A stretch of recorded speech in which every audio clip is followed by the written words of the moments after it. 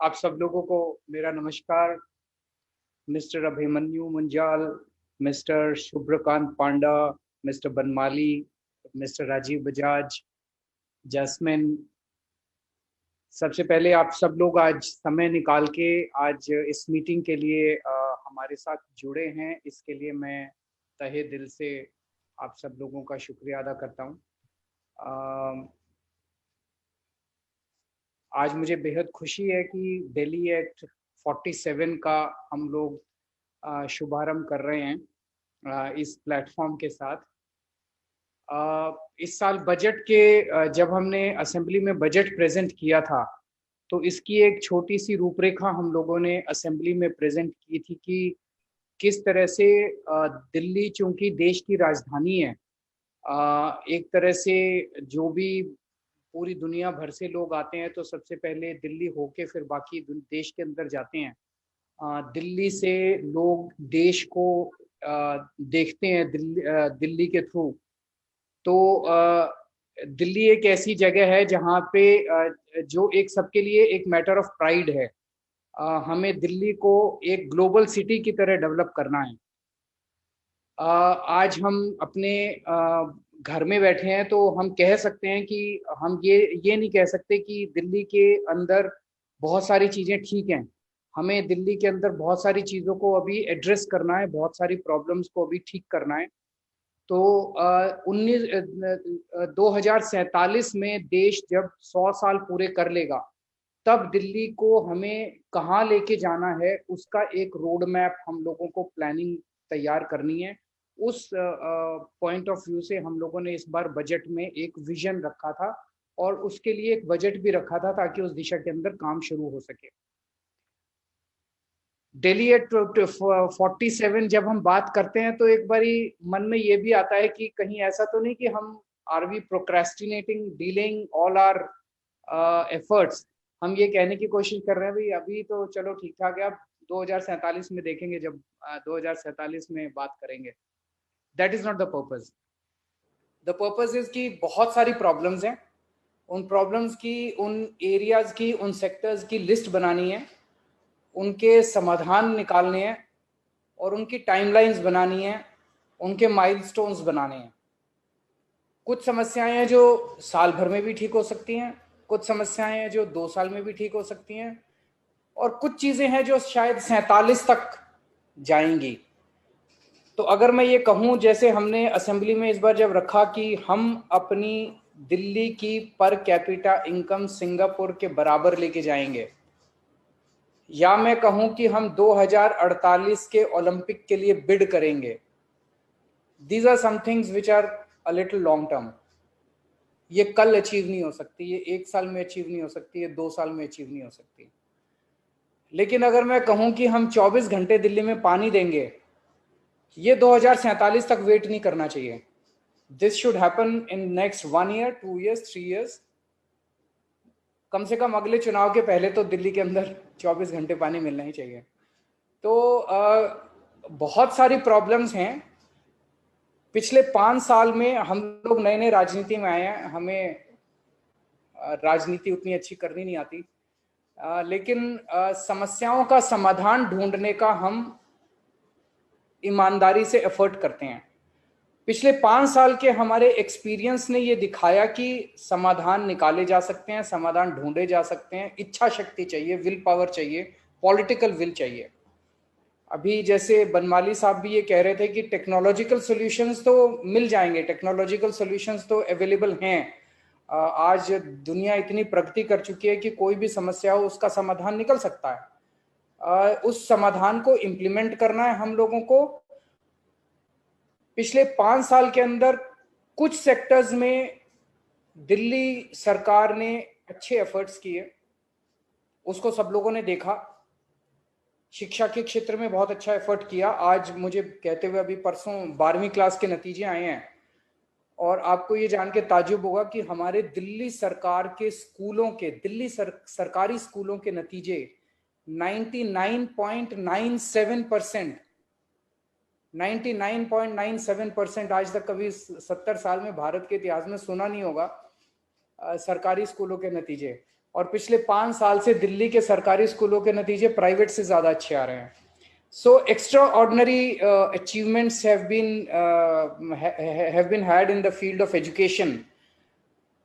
ऐसा नहीं कि सब कुछ ठीक हो गया, अभी बहुत कुछ करना बाकी है हमारे एजुकेशन को लेके, और बहुत सारे सपने हैं, उसको भी इम्प्लीमेंट करेंगे। अभी हमने एक स्पोर्ट्स यूनिवर्सिटी बनाई है, एक एंटरप्रेन्योरशिप एंड स्किल यूनिवर्सिटी बनाई है, और बहुत सारे काम करने हैं। लेकिन एजुकेशन के क्षेत्र में जो हुआ वो ये दिखाता है कि हो तो सकता है, इट्स पॉसिबल, इट्स डूएबल।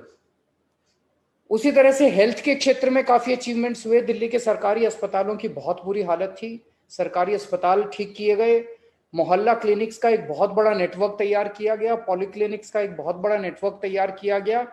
एक तरह से सुरक्षा चक्र, हेल्थ सुरक्षा चक्र हर सिटीजन को मिला है, क्योंकि हमने दिल्ली के अंदर हर नागरिक का पूरा इलाज मुफ्त कर दिया है।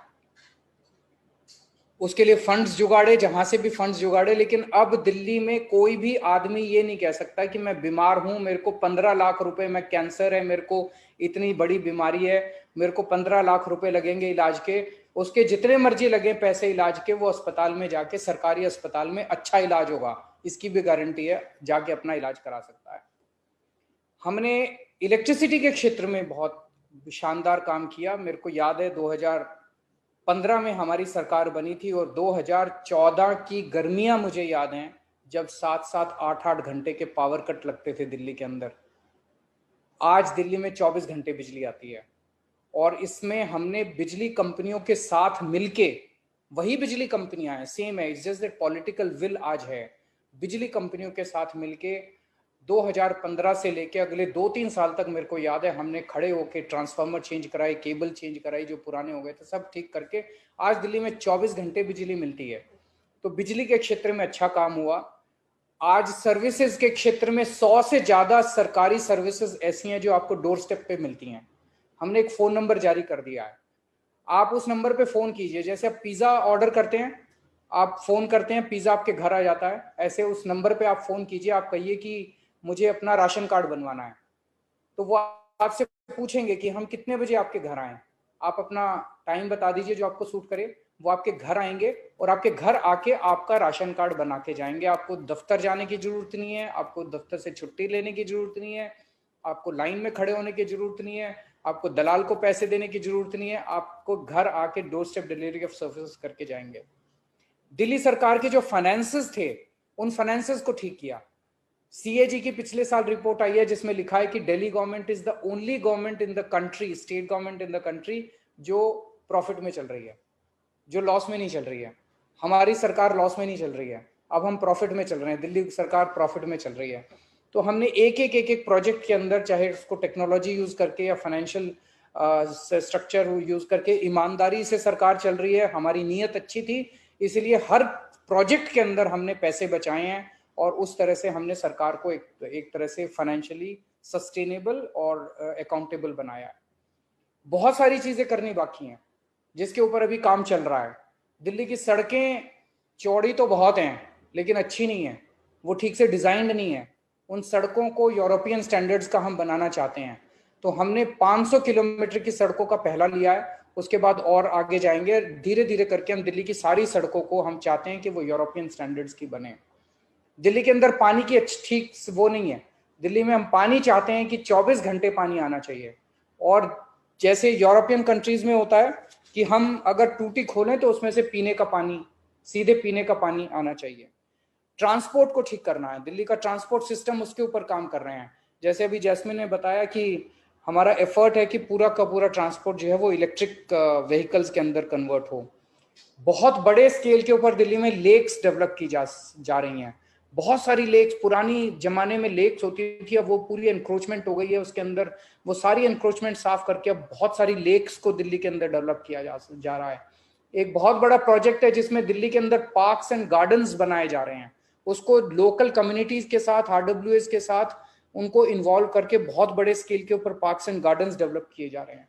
स्पोर्ट्स में जैसे मैंने कहा कि स्पोर्ट्स यूनिवर्सिटी हम लोगों ने बनाई है, और स्पोर्ट्स यूनिवर्सिटी का हमारा मेन मकसद यही है कि एक तरफ ज्यादा से ज्यादा पॉपुलेशन को स्पोर्ट्स में इन्वॉल्व करें, और प्लेयर्स तैयार करें कि अगली बार हम ओलंपिक में और इंटरनेशनल लेवल पे हमारे खिलाड़ी ज्यादा से ज्यादा मेडल लेके आ सकें। दिल्ली हमारी एक तरह से प्राइड है, दिल्ली देश की राजधानी है, लेकिन अगर आप दिल्ली में आए तो दिल्ली इतनी गंदी है, इतनी गंदगी है चारों तरफ, उसको साफ करना है, सॉलिड वेस्ट मैनेजमेंट पे काम करना है। It's not a rocket science, it can be done. आप इंटरनेशनल टेंडर दीजिए, आपके पास ढेरों कंपनी आ जाएंगे जो दिल्ली को साफ करने के लिए तैयार हैं। और आजकल तो कूड़ा भी बिकता है, तो मुझे लगता है कि आप बड़े सस्ते में, या मतलब एक्चुअली क्लीनिंग दिल्ली में not be expensive idea, it में actually generate revenue for you. इसके ऊपर काम कर रहे हैं हम लोग। हवा को साफ करना है, पोल्यूशन है बहुत ज्यादा, वाटर पोल्यूशन है, एयर पोल्यूशन है, उसके ऊपर काम करना है, यमुना को साफ करना है। तो बहुत सारे काम हम लोगों को करने हैं, वो हम अकेले नहीं कर सकते। ये बहुत बड़ा काम है, इसमें आप सब लोगों का सहयोग चाहिए, उसमें सिटीजन्स का भी सहयोग चाहिए, उसमें कॉर्पोरेट सेक्टर का भी सहयोग चाहिए। और अभी हमने कोरोना में देखा, कोरोना कितनी बड़ी महामारी थी। दिल्ली की इसलिए तारीफ हो रही है कि दिल्ली में हम लोगों ने सबको साथ लेके काम किया, और स्पेशली कॉर्पोरेट सेक्टर का हमें बहुत सहयोग मिला। हमने जिसको भी फोन उठा के फोन किया कि हमें इतने सिलेंडर चाहिए, I am very happy to inform you कि किसी भी ग्रुप ने, किसी भी कॉर्पोरेट ग्रुप ने हमें मना नहीं किया। सब लोगों ने सहयोग किया, बहुत सारे, इट्स अ लॉन्ग लिस्ट, बहुत सारे लोगों ने सहयोग किया। तो तब हमें यह लगा कि अगर हम सब लोग मिल जाएं, अगर कोरोना जैसी बीमारी से डील कर सकते हैं, तो ये वाले सारे सेक्टर्स को भी ठीक कर सकते हैं, हम सारे मिलकर ठीक कर सकते हैं। तो अब आप सब लोगों का हमें सहयोग चाहिए, और आज ये प्लेटफॉर्म उसी लिए डेवलप किया गया है, जिसमें हम आपसे चेक लिखवाने के लिए नहीं आएंगे, हमें आपकी एक्सपर्टीज चाहिए, हमें आपके आइडियाज चाहिए, हमें आपका पार्टिसिपेशन चाहिए, और जैसा आप लोग कह रहे थे, हमें आपकी पार्टनरशिप चाहिए। हम कंधे से कंधा मिला के आपके साथ मिलके दिल्ली को 21st सेंचुरी की दिल्ली बनाना चाहते हैं, ताकि 2047 में जब हम बैठे तो हम ये कहें कि हमें अपनी दिल्ली के ऊपर गर्व है। तो एक तो हमें ऐसी दिल्ली बनानी है जिसपे हम सब लोगों को मिलकर गर्व हो, और एक ऐसी दिल्ली बनानी है जिसमें गरीब से गरीब आदमी भी अच्छे से रह सके, इज्जत से रह सके, आराम से रह सके। Thank you so much for your participation, and look forward to many more such meetings in the times to come.